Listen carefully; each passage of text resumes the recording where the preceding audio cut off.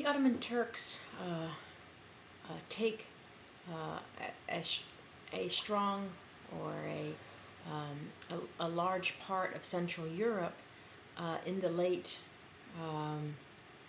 beginning in the 14th century and culminating really in the early part of the 16th century.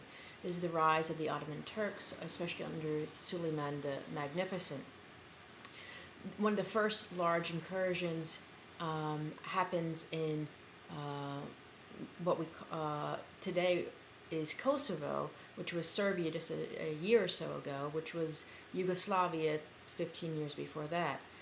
The Battle of Kosovo happens in 1389, and the way the Serbs discuss it today is that the Serbs were defeated here by the Turks, and this is something that's going to be used in modern language today against Muslims, but we won't get into that just yet. In 1389, we see a first incursion, and Kosovo is, like I said, it used to be in the southern Serbian region.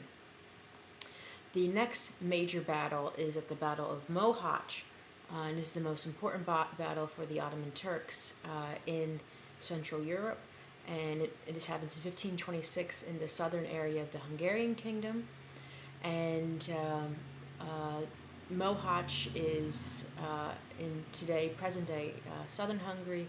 The Hungarian nobles were not able to get their act together and to unite their nobles on the battlefield, and the Hungarian king was killed at the battle. He drowned, and the Ottomans made their way up the Danube River and took over the region which is modern-day Hungary today, and the Hungarian kingdom was divided into three. There was a little rump section near what is present-day Slovakia today, near the city of Bratislava. The Hungarians call that Pozsony, and the Hungarian kingdom was in some kind of small state, really, with very little power in this western section. The central section, which around the Danubian plain and what we think of most of modern Hungary today, was controlled by the Ottomans, and the Transylvanian region and Romania became a vassal state under the Ottoman Turks, with some rights and some limited autonomy. And so the Ottomans created a major presence in this area. And what does that mean for the local people? Well, in terms of religious freedom, it was considered very high in many ways. The Ottomans did not come with a mission to impose Islam on the area. There was a tribute that had to be paid, where young boys were basically put into slavery under the Ottomans to be raised as soldiers, and they'd be future janissaries underneath the Ottoman Turks, and many of them actually rise to very high-ranking positions under the Ottomans. The Jews receive a lot of autonomy in matters under the Ottoman Turks. They were considered people of the book, and they were allowed to practice their religion freely and have their own religious courts and things like this. So the Ottomans have a very bad reputation under Central European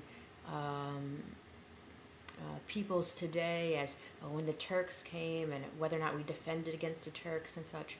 But the history of the Turkish Empire is not so severe, and the practices of the Ottomans are not so different than local princes and kings to the region.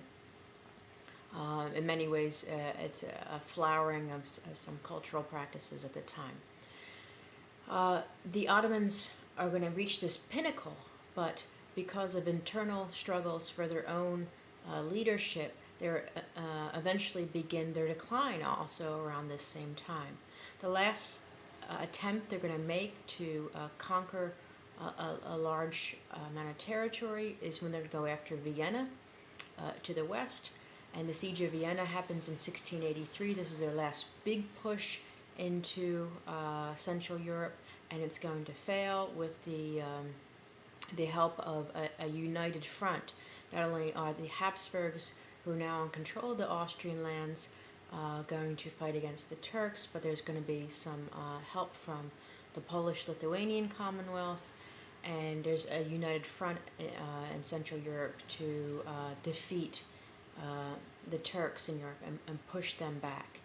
Eventually, the Habsburgs, with this united front, is going to push them all the way back into the Balkan Peninsula. So the Hungarian territories and much of the Croatian territories are going to be regained under Catholicism and under the crown of the Habsburgs. And this is going to mark the decline of the Ottomans forever in Central Europe, and the rise of the Habsburg kingdom or dynasty in the region. And in 1699, there's going to be a treaty made with the Ottomans, between the Habsburgs and the Ottomans, called the Treaty of Karlowitz. And this, again, marks the rise of the Habsburg kingdom. To the dismay of the Hungarian nobles and Hungarian kings, they are subject under the Habsburgs. So the Ottomans are pushed out, but the Kingdom of Hungary and Croatia and Bohemia and Moravia do not reappear. They are now subject peoples under the Habsburg crown. And in the 18th and 19th centuries, there's this continual struggle of many of the peoples to push away from the Habsburgs. And what does that mean to be under the Habsburg crown? Well, there is going to be a push for German language in much of the area, although full Germanification does not happen in this region like it does under the Russian Empire. But many of the major cities are going to be German-speaking. This includes Prague and Budapest and Zagreb. So what emerges as the major cities are going to be generally German-speaking with a large German presence. But remember, Central Europe has a large German presence all the way up until the end of, or the first few years after World War II.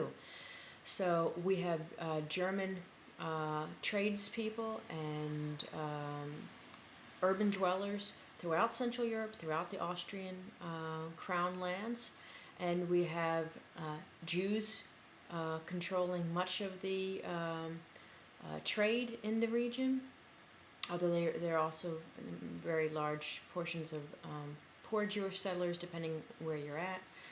And we have local peoples living in servitude, really, as serfs for much of this time period, which was very common, again, in Central Europe. Serfdom had not been eliminated. So you have Slovaks in agricultural pursuits, Magyars in agricultural pursuits. The Bohemian lands are going to be some of the first areas that are going to industrialize under the Habsburgs because of their rich coal. And we find that this area, again, is this multicultural environment. It became more multicultural under the Ottomans because you have these waves of people coming in and out, and there's a lot of movement during that time period. So the Habsburgs are in control of a multilingual, multi-regional area, and this is going to be not a source of strength, but a source of future weakness with the rise of nationalism that's going to occur in the 19th century.